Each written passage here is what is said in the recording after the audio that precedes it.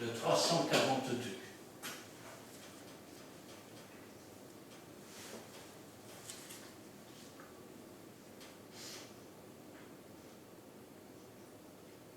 Trois, quatre.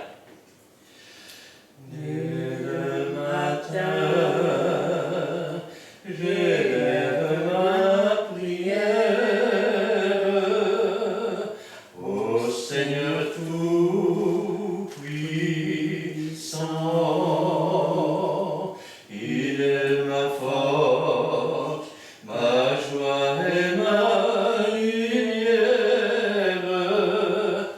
et je suis son enfant. De mon cœur jaillit la reconnaissance. Il s'est chargé de toute ma souffrance. Oh, si je veux être à lui pour toujours, vivre de son amour. Hier encore, je sombrais dans l'abîme où la mort m'attendait.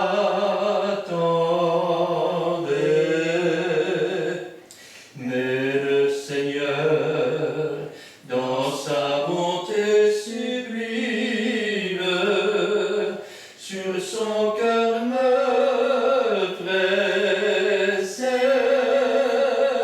Il me voulait tout à lui pour sa gloire, m'assurant de remporter la victoire.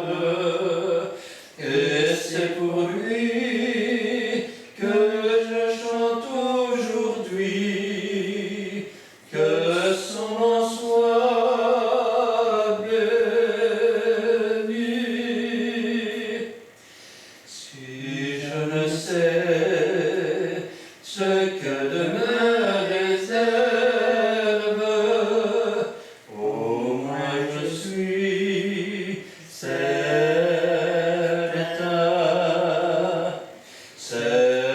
que Jésus veut que je le serve, et jusqu'au grand matin,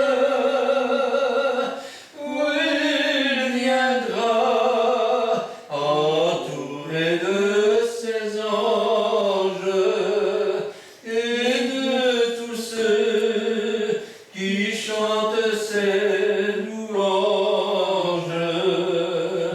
Je partirai vers le ciel pour toujours, proclamer son amour. Amen. On continue avec le 362.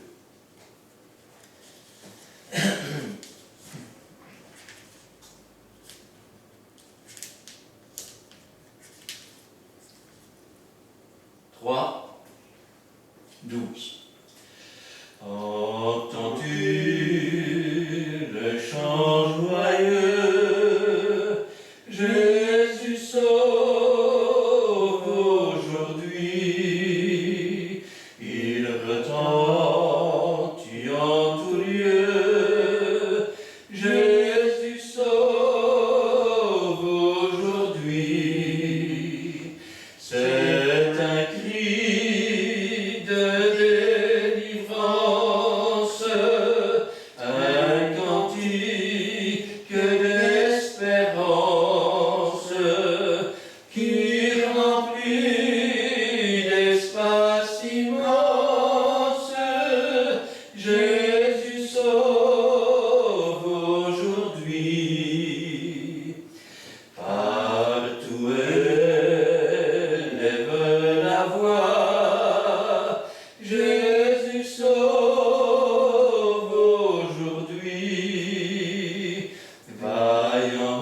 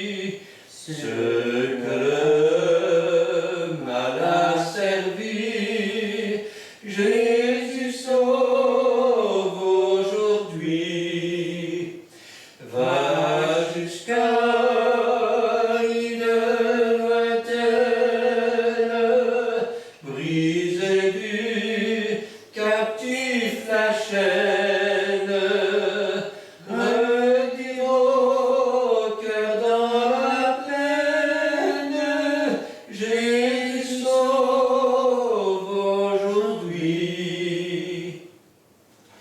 Jusqu'aux confins des déserts, Jésus sauve aujourd'hui. Jusque par-delà les mers, Jésus sauve aujourd'hui.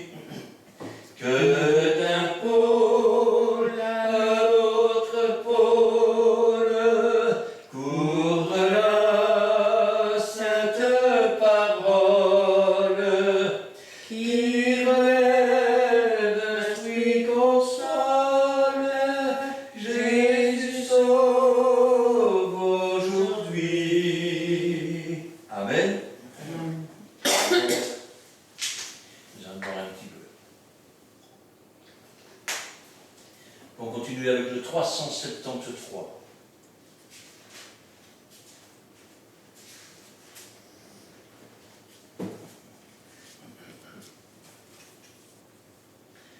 Trois, quatre. Il est un nom dont le ciel retentit et qui chante dans mon cœur. L'écho divin sans cesse le redit, c'est le nom de mon Sauveur. Dans mon cœur chante une mélodie, douce mélodie, céleste harmonie. Dans mon cœur chante une mélodie, chant d'amour qui vient des cieux. Jésus, nom suprême, son mélodieux, tout racheté l'aime, sur la terre et dans les cieux. J'aime chanter le nom de mon Sauveur, c'est lui qui m'a racheté, et je l'exalterai de tout mon cœur, jusque dans l'éternité. Dans mon cœur chante une mélodie, douce mélodie, céleste harmonie. Dans mon cœur chante une mélodie, chant d'amour qui vient des cieux. Jésus, nom suprême, son mélodieux, tout racheté l'aime, sur la terre et dans les cieux. Ce nom sera le thème des élus et des anges dans le ciel. Tous rediront le beau nom de Jésus dans un cantique éternel. Dans mon cœur chante une mélodie, douce mélodie, céleste harmonie. Dans mon cœur chante une mélodie, chant d'amour qui vient des cieux. Jésus, nom suprême, son mélodieux, tout racheté l'aime, sur la terre et dans les cieux. Amen. Amen. Ce soir, j'aimerais prendre avec vous la parole de Dieu, bien sûr, dans le livre de Zacharie, prophète Zacharie, chapitre 11, et à partir du verset 4. Zacharie, chapitre 11, et à partir du verset 4.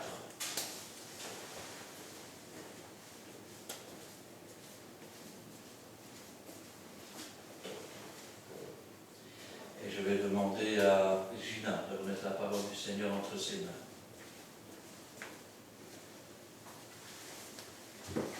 Oui, Seigneur, merci pour ta parole d'aujourd'hui. Merci qu'encore aujourd'hui, Seigneur, tu veux parler, Seigneur, à ton peuple. Viens bénir tous les serviteurs que tu t'es choisi, pasteur, que ce soit toi qui parles à travers lui. Et oins-le d'une onction de ton Saint-Esprit. Remplis-le de ta sagesse, de ton amour et de ton intelligence. Et aide-nous, Seigneur, à comprendre cette parole qui est vraie, qui est une norme sur notre chemin.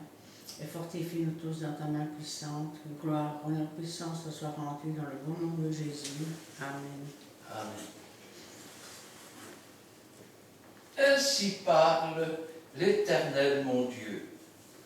Paie les brebis destinées à la boucherie. Ceux qui les achètent les égorgent impunément. Celui qui les vend dit béni soit l'Éternel, car je m'enrichis, et leur pasteur ne les épargne pas. Car je n'ai plus de pitié pour les habitants du pays, dit l'Éternel. Et voici, je livre les hommes aux mains des uns des autres, et aux mains de leurs rois. Ils ravageront le pays, et je ne délivrerai pas de leurs mains. Alors, je me mis à paître les brebis destinées à la boucherie, assurément, les plus misérables du troupeau. Je pris 2 houlettes, j'appelais l'une grâce, et j'appelais l'autre union. Et je fis paître les brebis. J'exterminai les 3 pasteurs en 1 mois. Mon âme était impatiente à leur sujet, et leur âme avait aussi pour moi du dégoût. Et je dis, je ne vous paîtrai plus. Que celle qui va mourir meure, que celle qui va périr périsse, que celles qui restent se dévorent les unes les autres. Je pris ma houlette grâce et je la brisai pour rompre mon alliance que j'avais traitée avec tous les peuples. Elle fut rompue ce jour-là, et les malheureuses brebis qui prirent garde à moi reconnurent ainsi que c'était la parole de l'Éternel. Je leur dis, si vous le trouvez bon, donnez-moi mon salaire. Sinon, ne me le donnez pas. Et ils pesèrent pour mon salaire 30 cycles d'argent. L'Éternel me dit, jette-le au pied du potier, jette-le au potier, ce prix magnifique auquel ils m'ont estimé. Et je pris les 30 cycles d'argent et je les jetai dans la maison de l'Éternel pour le potier. Puis je brisai ma seconde houlette union, pour rompre la fraternité entre Juda et Israël. Amen. Amen. Le prophète Zacharie est considéré souvent comme un petit prophète. Il faut savoir cependant que Zacharie n'est autre que le père de Jean-Baptiste. Il était marié avec Élisabeth et ne pouvait pas avoir d'enfant. Il était de la classe d'Abia, et le jour où ce fut son tour, il se présenta pour offrir du parfum à l'Éternel. C'est alors qu'un ange lui apparut et lui dit, ta femme Élisabeth va avoir un enfant. Et lui dit, elle est trop âgée pour avoir un enfant. Alors l'ange lui dit, parce que tu n'as pas cru à la promesse de Dieu, tu seras muet dorénavant. Et l'enfant qu'elle portera s'appellera Jean. Lorsqu'il sortit, les gens étaient étonnés parce que ça ne durait jamais si longtemps pour offrir des parfums. Il voulut s'exprimer, mais déjà la parole de l'Éternel s'accomplissait, il était muet. Quelque temps plus tard, Élisabeth tomba enceinte. Et au moment de lui donner son nom, les gens disaient, on l'appellera Zacharie, on l'appellera Zacharie. Il demanda une tablette pour écrire, et il écrivit son nom est Jean. À l'instant même, il retrouva la parole, et il commença à prophétiser. Cet enfant serait le prophète du Très-Haut. et il ramènerait plusieurs des cœurs vers Dieu. C'est ce même prophète qui a dit ces choses et qui a vécu, on peut penser qu'il était encore vivant au temps de Jésus, puisque lorsque sa femme Élisabeth était enceinte de 6 mois, c'est à ce moment-là que l'ange Gabriel est allé vers une vierge qui s'appelait Marie et à qui il dit « Tu vas enfanter un fils ». Elle dira « Mais comment est-ce possible? Je n'ai point connu d'homme. Le Très-Haut te couvrira de sa puissance. Tu enfanteras un fils et tu lui donneras le nom de Jésus. Emmanuel, Dieu avec nous. » Amen. C'est ainsi que Zacharie nous parle d'une prophétie. Et il commence, verset 4, « Ainsi parle l'Éternel mon Dieu. Paie les brebis destinées à la boucherie. » Paître une brebis, ça veut dire l'amener dans les verts pâturages. Rappelez-vous le psaume 23. Il me conduit dans les verts pâturages. Sa houlette et son bâton me rassurent. Et c'est aussi prendre soin des brebis. Mais vous remarquez ce qu'il est dit, paie mes brebis que l'on a destinées à la boucherie. Dans ces moments-là, il n'y avait plus de place pour les pauvres dans les églises, dans les temples et dans les synagogues. Ils étaient méprisés. Un peu comme cette vieille dame qui un jour était entrée dans le temple et avait donné sa petite pièce, et les gens semblaient la regarder avec dédain. Et Jésus reprit et dit, vous voyez cette femme, elle a mis plus que vous autres tous. Parce que les autres ont mis de leur superflu. Elle a mis tout ce qu'elle avait pour vivre, sa petite pièce. Et elle était encore dédaignée. Quand je pense à cela, je pense aussi à cette époque où, car il faut savoir ceci, on parle souvent des dîmes, mais dans la réalité, les gens apportaient, il est vrai, la dîme de leur troupeau, c'est-à-dire la 10e partie. Ils apportaient la dîme de leur blé, la 10e partie du blé. Et ils apportaient la 10e partie de leur revenu. Ils l'apportaient au temple. Seulement, ce qu'on ne vous dit pas, c'est que sur cette 10e partie, seulement 10% servait pour les prêtres qui étaient là et pour l'entretien du temple. Les 90% restants, c'était pour les veufs, pour les orphelins, pour les estropiés. Aujourd'hui, une église qui réclame la dîme devrait seulement garder 10% et donner 90% pour les pauvres. Et si elle ne demande pas la dîme, alors elle peut demander une participation pour l'entretien du temple. Mais c'est ce que nous dit la Bible quand elle dit « Vous me trompez dans vos dîmes, vous me trompez dans vos offrandes ». Ce n'est pas le peuple qui trompe, c'est l'utilisation que l'on en fait. Et en revenant à nos moutons, ces brebis étaient donc destinées à la boucherie, puisque le système social qu'avait créé Dieu par ses commandements qui permettaient d'avoir, je vais dire, on va dire 9/10 des revenus du peuple pour les pauvres, les veufs, les orphelins, les estropiés, les aveugles, avait disparu. Ces hommes s'engraissaient eux-mêmes. Et pendant que le temple était rutilant de richesses, pendant que les greniers étaient pleins de blé, l'aveugle tendait la main. La charité, s'il vous plaît. La veuve trimait quand elle n'allait pas glaner dans les champs, ce qui était encore un de ses droits. Heureusement, on lui avait encore laissé un petit peu ça. Elle devait se faire engager comme pleureuse dans les enterrements. Ne parlons pas de ces personnes qui avaient faim parce qu'il n'y avait personne pour les aider. Et quand une catastrophe arrivait dans la maison et que quelqu'un ne savait pas payer sa dette, il devenait esclave. Il n'y avait plus personne pour aider personne. C'était chacun pour soi et Dieu pour tous. Zacharie vivait à cette époque, à l'époque où Jésus a été envoyé. Ainsi parle l'Éternel mon Dieu. Fais paître les brebis destinées à la boucherie. Mais à qui s'adresse-t-il?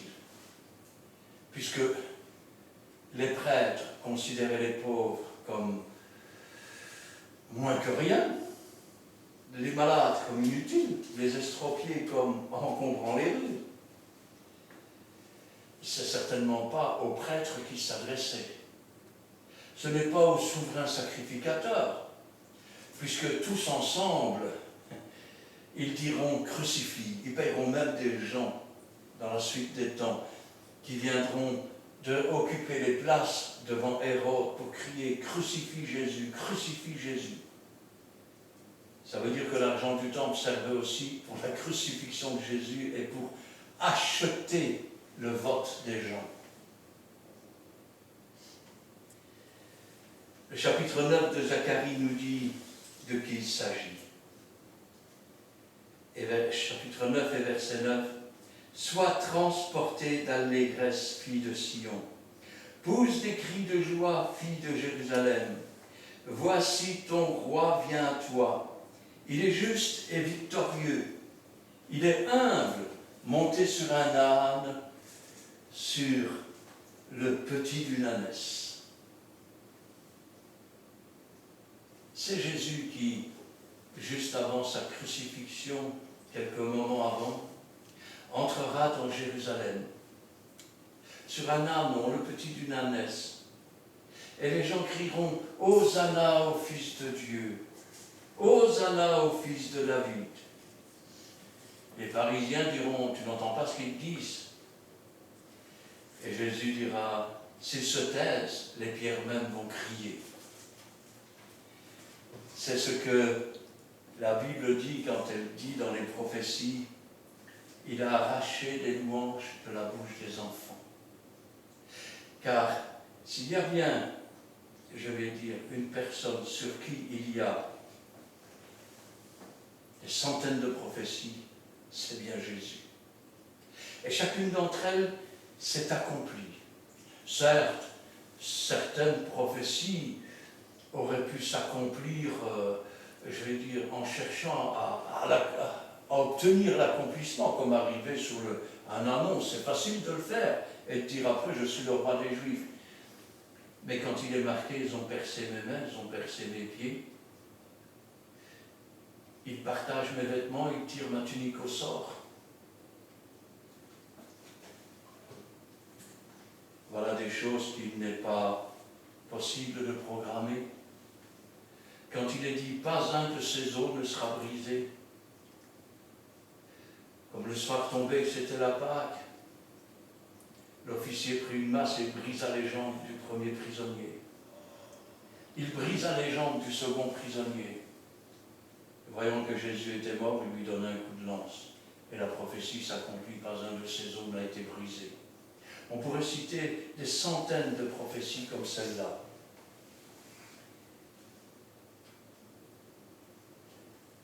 Ainsi parle l'Éternel mon Dieu, fais paître les brebis destinées à la boucherie.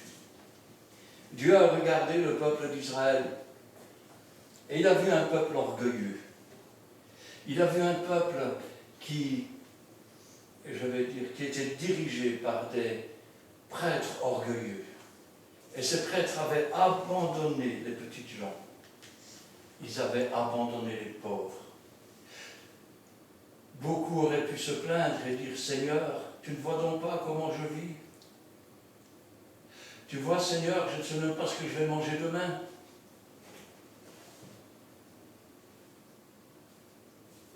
Il n'y a rien de nouveau sous le soleil. Dans les derniers temps, il y a des famines, il y a des pestes. Pourquoi? Parce que les hommes sont hautains, blasphémateurs, irreligieux, amis de l'argent, ennemis des gens de bien. Parce que les gens sont orgueilleux. Jésus, lui, n'est pas venu appeler les riches, il n'est pas venu appeler les gens en bonne santé, il n'est pas venu appeler des malades, il est venu appeler des âmes. des âmes qui avaient faim et soif de justice, des âmes que l'on avait trompées par des discours malfaisants et qui auraient normalement dû avoir toute leur place dans le temple. Ceux qui les achètent les égorgent impunément. Celui qui les vend dit « Béni soit l'Éternel, car je m'enrichis », et leur pasteur ne les épargne pas. Qu'est-ce qu'on nous dit? Il y en a qui les égorgent impunément. Ça veut dire quoi? Rappelez-vous l'histoire de l'économe, ou plutôt l'histoire de cet homme qui avait une dette envers le roi. Et le roi dit « Je vais donc tout est bien ». Alors il se met à genoux, invoque Dieu, et le roi lui dit « Je remets ta dette ». Et quand il sort de chez le roi, il rencontre quelqu'un qui lui devait 10 fois moins. Et il lui dit « Maintenant, rends compte de ce que tu me dois ». Et l'homme le supplie, il lui dit « Patiente, je ne saurais pas te payer tout de suite ». Et il dit qu'on prenne cet homme et toute sa famille et qu'on le vende. Ainsi, il prenait à la gorge les gens qui étaient pauvres pour les obliger à cracher ce qu'ils n'auraient pas pu cracher. Et quand ils ne pouvaient pas, on les jetait en prison, ou bien alors on les vendait. Et ils devenaient esclaves pendant 7 ans. Et pendant ce temps-là, les pasteurs, c'est-à-dire ceux qui étaient les gardiens du troupeau, c'est-à-dire les rabbins, et même le principal sacrificateur, le souverain sacrificateur, eh bien, ne se mettaient pas en peine de cela. Alors que Dieu avait établi un système pour permettre à ces pauvres de pouvoir bénéficier de ressources. Je vous rappelle qu'à cette époque-là, ils n'avaient ni mutuelle, ni chômage, ni CPAS. On va le dire grossièrement, mais c'était marche ou crève. Car je n'ai plus de pitié pour les habitants du pays, dit l'Éternel. Et voici, je livre les hommes aux mains les uns des autres, et aux mains de leurs rois. Ils ravageront le pays, et je ne délivrerai pas de leurs mains.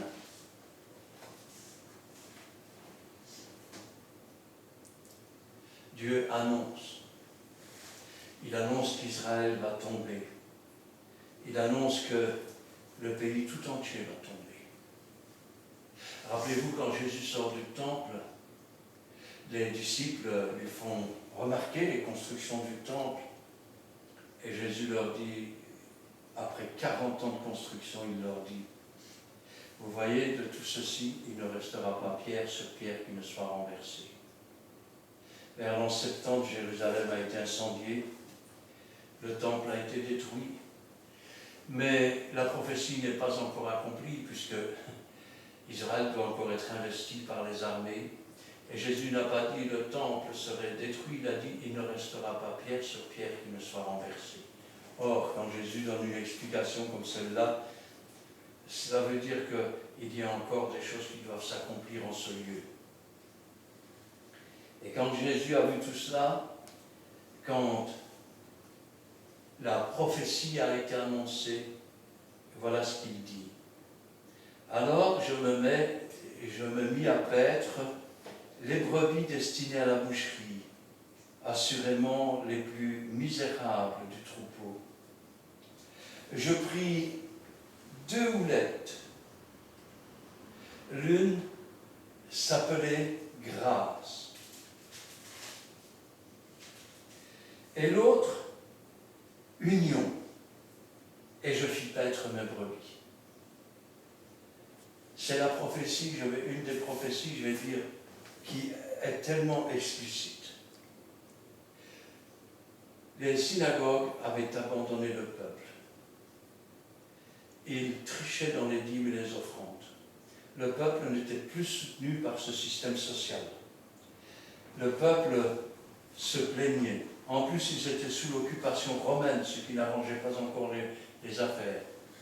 Sans compter que dans ces pays chauds, le sable est tellement fin que plusieurs finissent par devenir aveugles à cause du sable dans les yeux.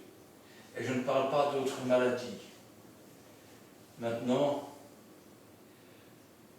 le Seigneur va prendre, ou Dieu va prendre 2 houlettes. L'une s'appelle grâce et l'autre s'appelle union. Car la grâce est venue par Jésus-Christ. Et l'union est venue par le Saint-Esprit. Jésus n'est pas venu avec le sang seulement, mais il est venu avec le sang et l'eau. Car Jésus était conduit et dirigé par le Saint-Esprit. La Bible nous dit que c'est par un esprit éternel qui s'est offert sur la croix. Ainsi donc, les 2 houlettes se sont présentées. L'une apporte la grâce en vertu du sacrifice, du sang qui a été versé à la croix du Calvaire. Et l'autre appelle l'union des véritables enfants de Dieu par le sceau et le lien de l'Esprit Saint.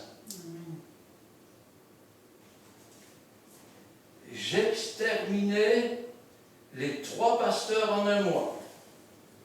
Waouh! Vous vous rendez compte? En un mois, il a exterminé les 3 pasteurs. Que veut dire une phrase aussi étrange que cela?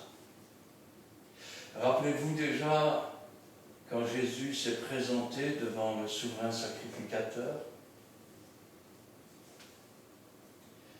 Es-tu le Fils de Dieu? Tu le dis, je le suis. Et dorénavant, vous verrez le Fils assis à la droite de Dieu. Et le souverain sacrificateur va se lever. Il va faire une chose qu'on ne peut pas faire. Il va déchirer son vêtement. Ça veut dire que ce jour-là, il a mis fin à son ministère. Jésus est sur la croix, son sang coule, et de midi à 3 heures, il fait noir. Et soudain, la terre se met à trembler. Et le voile du temple se déchire d'en haut jusqu'en bas. L'ancienne alliance, qui consistait à s'adresser à un souverain sacrificateur comme intermédiaire entre Dieu et les hommes, est brisée, terminée. À partir de maintenant, nous avons une libre entrée dans les lieux célestes au travers du voile de la chair de Jésus-Christ. J'ai exterminé les 3 pasteurs en un mois. Mon âme était impatiente à leur sujet. Et leur âme aussi avait pour moi du dégoût. Du dégoût.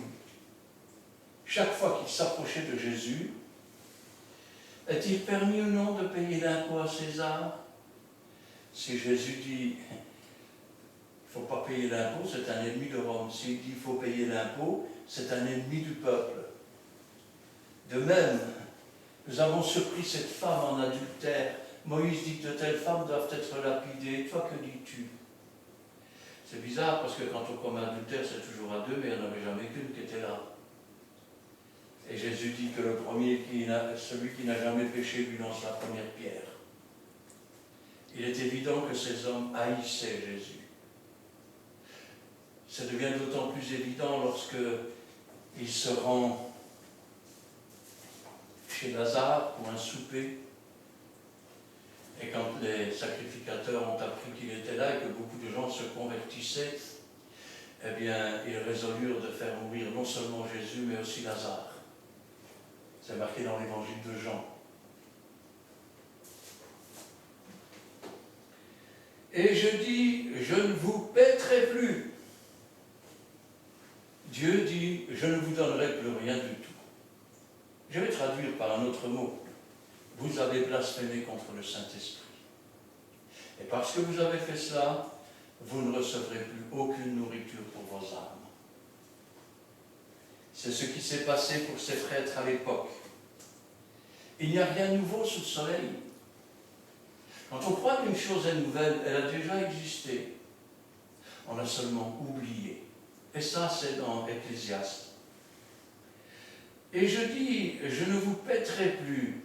que celle qui va mourir meure, que celle qui va périr périsse, et que celles qui restent se dévorent les unes les autres.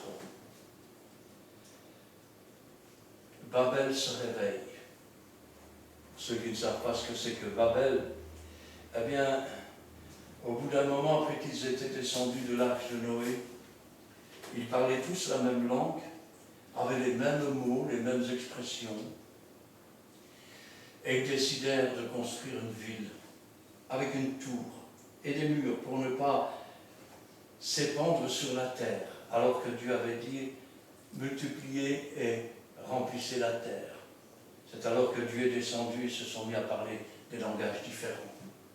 Et on voit que cette division existait déjà, cette Babel, puisque certains ne croyaient pas dans la résurrection, d'autres ne croyaient pas aux anges, d'autres y croyaient. Un peu comme aujourd'hui avec toutes les religions qui se rassemblent avec des croyances différentes. C'est ainsi par exemple que quand Paul comparaîtra devant le Sanhédrin, il dira « C'est à cause de l'espérance de la résurrection que je suis devant vous ». Et directement, les uns vont dire « Mais il n'y a pas de résurrection », les autres vont dire « Mais si, il y a une résurrection, il y a une vie après la mort », les autres diront non. Et à chaque parole que Paul prononçait, il y avait de nouveau une division. Et je dis, je ne vous prêterai plus, que celle qui va mourir meure, que celle qui va périr périsse, et que celles qui restent se dévorent les unes les autres. Je pris ma houlette grasse, et je la brisai pour rompre mon alliance que j'avais traitée avec tous les peuples. Nous sommes ici dans une autre prophétie. Sur la croix du Calvaire, Jésus a été brisé par la souffrance, par la douleur, par les meurtrissures. L'ancienne alliance a été rompue. Car dans la première alliance, les animaux étaient immolés et le sang servait à couvrir les péchés. Mais lorsque Jésus fut brisé par la douleur, par la souffrance sur cette croix, la première alliance a été brisée. Et Jésus dira lui-même, il traite une nouvelle alliance. Cette alliance n'est pas dans le sang des animaux qui couvrent les péchés, mais dans le sang du Fils de Dieu, Dieu le Fils, qui va effacer les péchés des transgressions.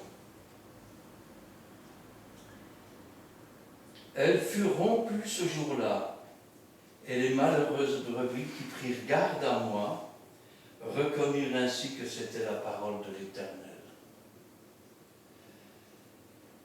Je voudrais que vous compreniez une chose. Ce peuple ne cherchait plus vraiment Dieu depuis très longtemps. Il n'avait plus que de la religion. C'est la raison pour laquelle ils s'étaient rassemblés. Crucifie, crucifie. Et quand Pilate dit « Je suis innocent de ce sang » et qu'il veut se laver les mains,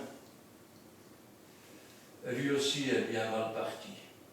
Parce que son nom Pilate veut dire Pilatus, c'est-à-dire celui qui tient le pilon pour frapper, ou celui qui tient le bonnet de feutre, un bonnet d'esclave affranchi. Il pouvait être affranchi de son esclavage, ou il pouvait tenir la main qui allait frapper le Seigneur. Il se lava les mains et il dit « Je suis innocent de son sang ». Et tout le peuple se mit à dire que son sang retombe sur nous et sur nos enfants. Plus tard, lorsqu'il marche dans les rues qu'on appelle aujourd'hui la Via Dolorosa, des femmes se frapperont la poitrine et pleureront. Jésus leur dira, ne pleurez pas sur moi, pleurez sur vous et sur vos enfants. Car si on a fait cela au bois vert, que fera-t-on au bois sec? Elle fut rompue ce jour-là, et les malheureuses brebis qui prirent garde à moi ainsi que c'était la parole de l'Éternel. Et ceux qui ont pris la peine de prendre garde à ce qui se passait ont reconnu que c'était la parole de Dieu. Cette parole qui était au commencement, cette parole qui était avec Dieu, cette parole qui était Dieu, cette parole qui a été faite chair, qui a habité parmi nous, pleine de grâce et de vérité. Les brebis qui ont pris garde à Jésus ont été éclairées par Jésus lui-même ressuscité. Et elles ont reconnu qu'il était le roi des rois et le Seigneur des seigneurs. Parce que les autres, avec leur religion, vous savez à quoi ils s'attendaient? Oh oui, ils attendaient un Messie. Quand Jésus est arrivé dans Jérusalem sur son ânon, tout le monde criait « Roi des Juifs, Hosanna au Fils de Dieu !» Et chacun s'attendait à ce qu'il chasse les Romains et qu'il devienne le roi d'Israël. Mais son heure n'était pas encore venue. Son heure était venue de paître les brebis, d'être le véritable bon berger. Jésus dira, je suis le bon berger, je suis la porte des brebis. Nul ne vient au Père que par moi. Il n'y a qu'un seul nom qui a été donné sous le ciel par lequel nous puissions être sauvés, à savoir Jésus-Christ de Nazareth.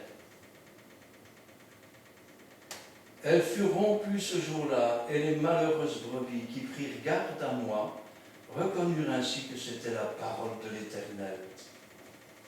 Je leur dis, c'est bien encore une prophétie. Je leur dis, si vous le voulez, si vous le trouvez bon, donnez-moi mon salaire. Sinon, ne me le donnez pas. Et ils pesèrent pour mon salaire 30 cycles d'argent. L'Éternel me dit, jette-le au potier, ce prix magnifique auquel ils m'ont estimé.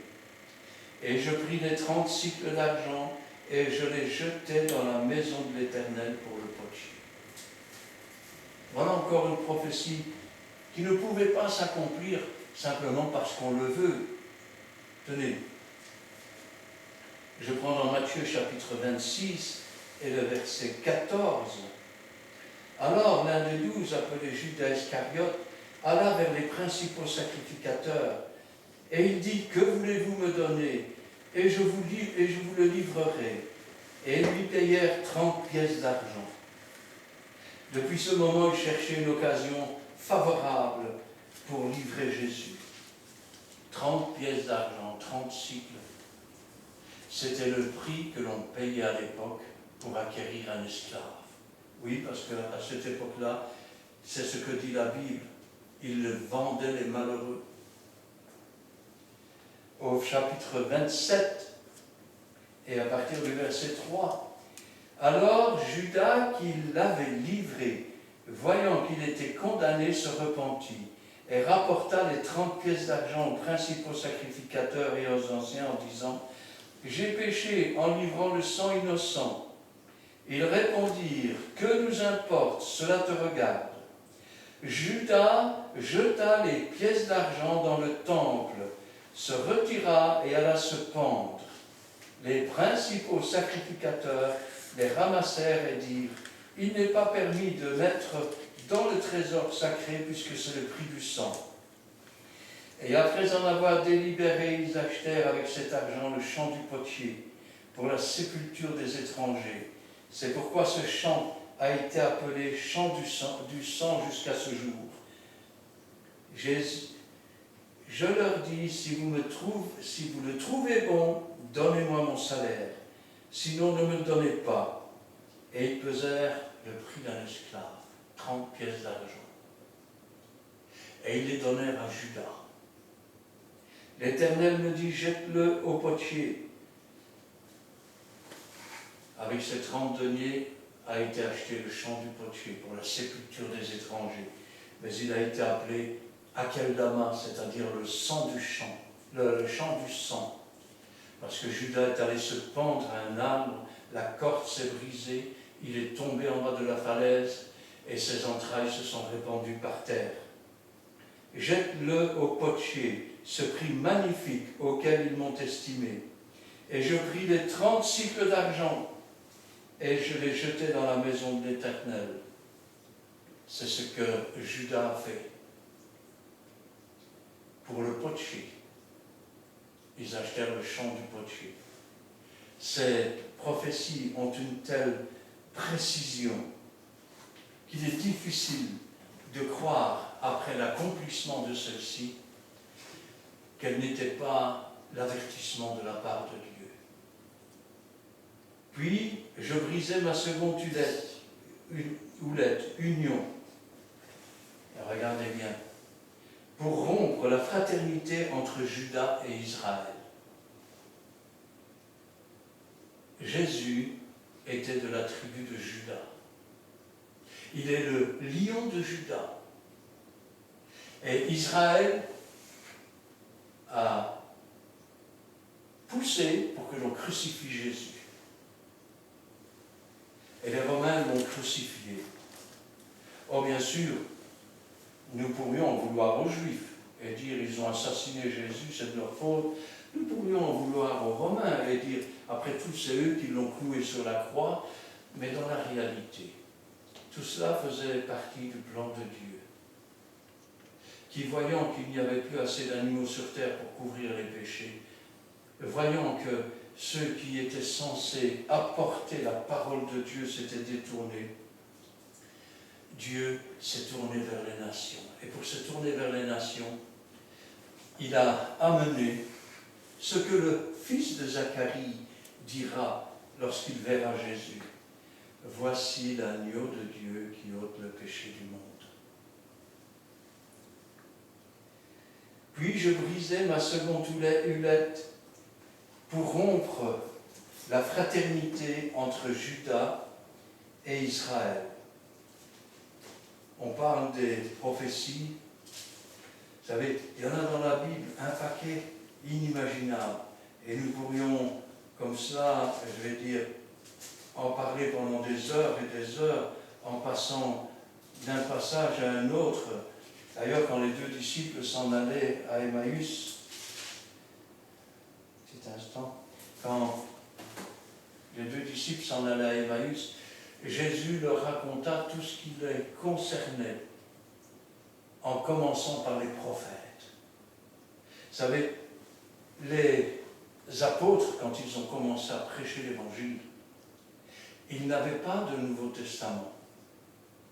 Ils n'avaient pas d'évangile de Jean, de Pierre, de Jacques. Jésus n'avait pas ces évangiles. Jésus et les apôtres n'avaient que les écritures des prophètes pour enseigner ce qui était arrivé à Jésus et comment les prophéties s'étaient accomplies. Tenez, j'ai ici devant moi le psaume 22. Le psaume 22 est un psaume qu'on a voulu retirer de la Bible. Et je vais vous dire pourquoi. Parce qu'il y a tellement de détails sur la crucifixion de Jésus que on s'est dit, c'est pas possible une telle précision, ça veut dire que cela a été écrit après. Et pendant qu'il pensait enlever ce psaume 22 trop explicite, eh bien, ils ont retrouvé les livres originaux d'Ésaïe, et le livre des psaumes, et le livre de David. Regardez un peu. Ô chef des chantres sur buste de l'aurore, c'est un psaume du roi David, Mon Dieu, pourquoi m'as-tu abandonné?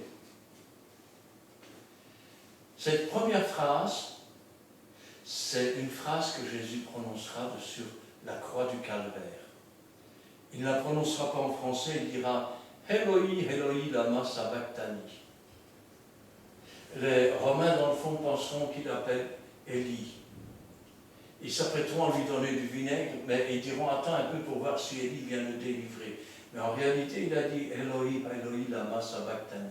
Mon Dieu, pourquoi m'as-tu abandonné? T'éloignes-tu sans me secourir, sans écouter mes plaintes? Mon Dieu, je crie le jour et tu ne réponds pas. La nuit, je n'ai pas de repos. Voilà ce qu'il dit. Et c'est dialogue. Et l'Esprit répond, pourtant tu es le Saint. On parle de Jésus ici. Tu es le Saint, tu sièges au milieu des louanges d'Israël. En toi se confiaient nos pères. Ils se confiaient, tu les délivrais, ils criaient à toi et ils étaient sauvés. Ils se confiaient en toi, ils n'étaient point confus. Et la réponse de Jésus. Et moi je suis un ver et non un homme, l'opprobre des hommes, le méprisé du peuple. Tous ceux qui me voient se moquent de moi. Ils ouvrent la bouche, secouent la tête. Et ils disent, recommande-toi l'Éternel. L'Éternel le sauvera. Il le délivrera puisqu'il l'aime. Si tu es le Fils de Dieu, descends de ta croix. Sauve-toi toi-même.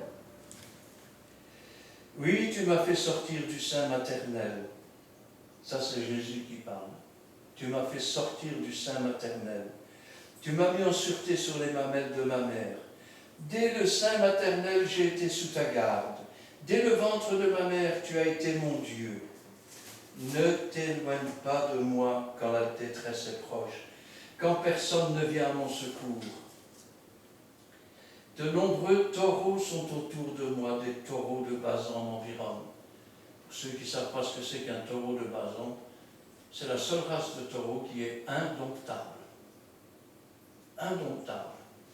Ils ne sont pas civilisables, si on peut parler comme ça. Ils ouvrent contre moi leur gueule, semblable au lion qui déchire et qui rugit. Je suis comme de l'eau qui s'écoule et tous mes os se séparent. Mon cœur est comme de la cire, il se fond dans mes entrailles. Ma force se dessèche comme l'argile, et ma langue s'attache à mon palais. Tu me réduis à la poussière de la mort. Car des chiens m'environnent, une bande de scélérats rôde autour de moi. Écoutez bien, ils ont percé mes mains et mes pieds. Je pourrais compter tous mes os. Eux, ils observent, ils me regardent. Ils se partagent mes vêtements. Ils tirent au sort ma tunique.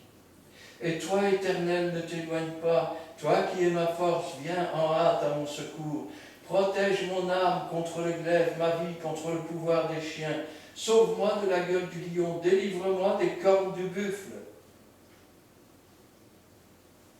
Ça, ce sont ses souffrances. Et la partie prophétique, je publierai ton nom parmi mes frères. Bien que crucifié, bien que rendu à la mort, il ressuscite. Je te célébrerai au milieu de l'assemblée. Vous qui craignez l'Éternel, louez-le. Vous tous, postérité de Jacob, c'est-à-dire menteurs, trompeurs, Israël, glorifiez-le.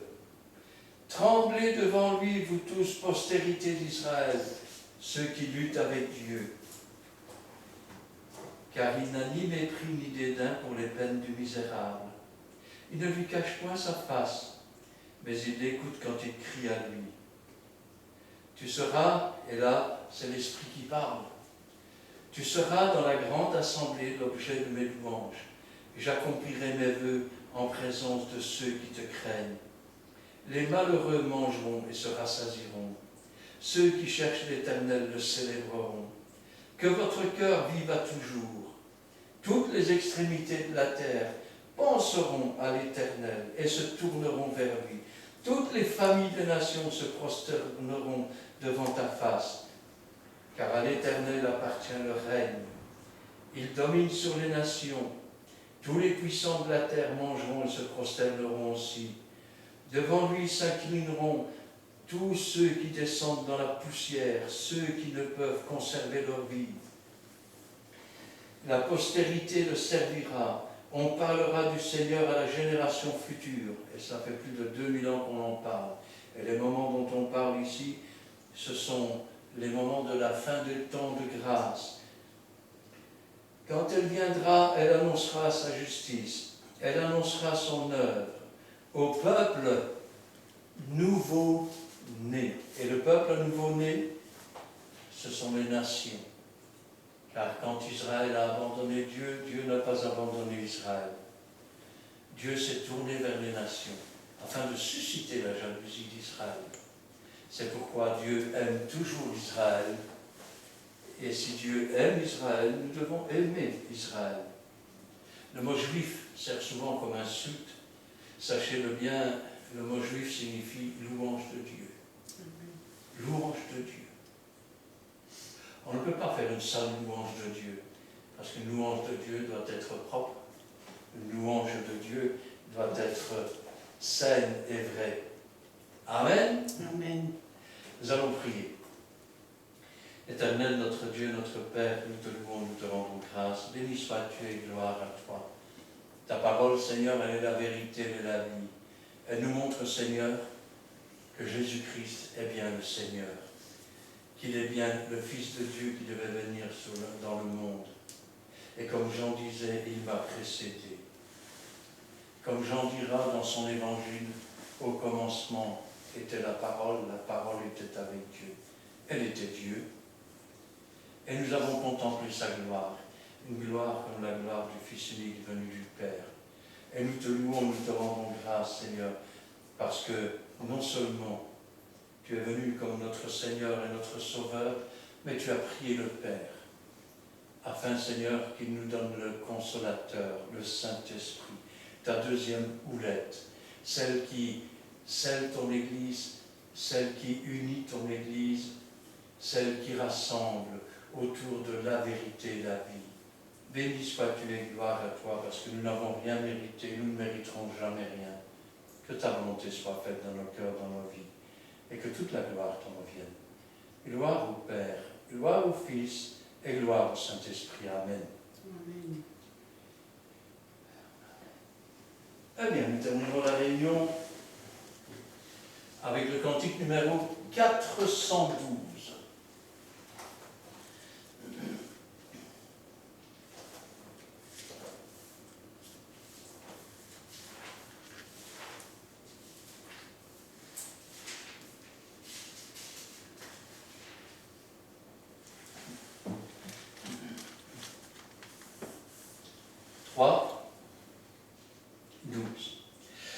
L'amour de Dieu m'appelle à lui donner mon cœur.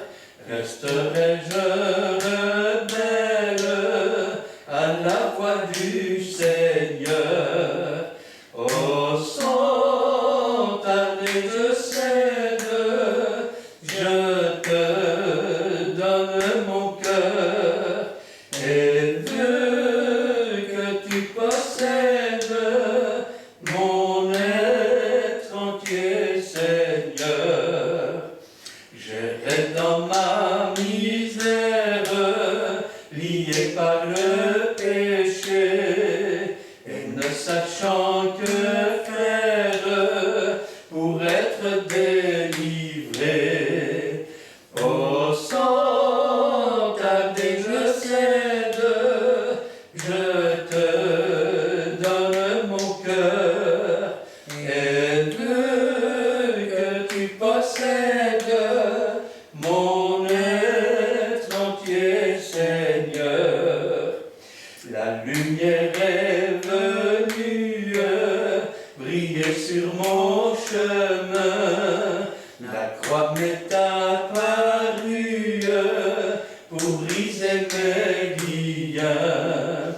Oh, sans tarder je cède, je te donne mon cœur, et veux que tu possèdes mon être entier, Seigneur. Et maintenant je chante mon Sauveur.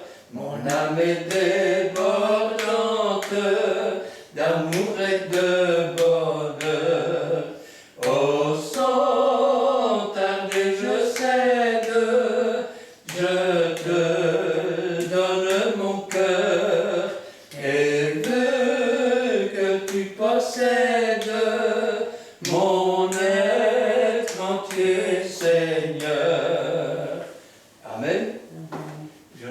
Sabrina de terminer par la prière. Merci Seigneur pour cet instant béni passant ta présence. Merci pour ta parole qui est vraie, Seigneur, et note sur notre sentier.